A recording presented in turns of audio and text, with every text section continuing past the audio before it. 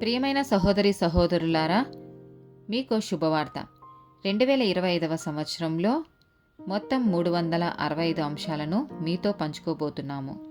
జనవరి 1వ తేదీ నుండి ప్రతిరోజు ఒక అంశము మరియు దానికి సంబంధించిన వాక్యమును పంచుకుంటాము.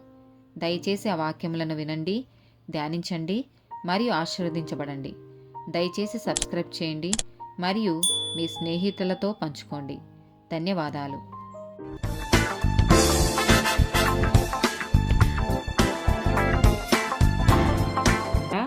163rd డే టాపిక్ దుఃఖం. కీర్తనల గ్రంథము 34వ అధ్యాయము 18వ వచనము. విరిగిన హృదయము గల వారికి యెహోవా ఆసన్నుడు, నలిగిన మనసు గల వారిని ఆయన రక్షించును. మత్తయి సువార్త 5వ అధ్యాయము 4వ వచనము. దుఃఖపడు వారు ధన్యులు, వారు ఓదార్చబడుదురు. ప్రకటన గ్రంథము 21వ అధ్యాయము 4వ వచనము. ఆయన వారి కన్నుల ప్రతి బాష్ప బిందువును తుడిచివేయును. మరణము ఇక ఉండదు. దుఃఖమైనను ఏడ్పైనను వేదనైనను ఇక ఉండదు. మొదటి సంగతులు గతించిపోయెనని సింహాసనములో నుండి వచ్చిన గొప్ప స్వరము చెప్పుట వింటిని. యోహాను సువార్త 14వ అధ్యాయము 1వ వచనము. మీ హృదయమును కలవరపడనీయకుడి, దేవుని యందు విశ్వాసముంచుచున్నారు, నా యందును విశ్వాసముంచుడి. మొదటి తెస్సలోనికులకు రాసిన పత్రిక 4వ అధ్యాయము 13, 14 వచనాలు.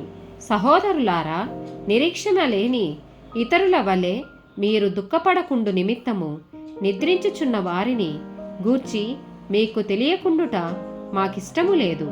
యేసు మృతి పొంది తిరిగి లేచెనని మనము నమ్మిన ఎడల అదే ప్రకారము యేసునందు నిద్రించిన వారిని దేవుడు ఆయనతో కూడా వెంటబెట్టుకొని వచ్చును. యెషయా గ్రంథము 41వ అధ్యాయము 10వ వచనము. నీవు నా దాసుడవనియు నేను నిన్ను ఉపేక్షింపక ఏర్పరచుకొంటిననియు నేను నీతో చెప్పియున్నాను, నీకు తోడైయున్నాను. భయపడకుము, నేను నీ దేవుడనయ్యున్నాను. దిగులు పడకుము, నేను నిన్ను బలపరతును.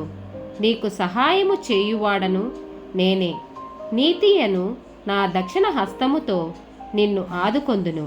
కీర్తనల గ్రంథము 147వ అధ్యాయము 3వ వచనము.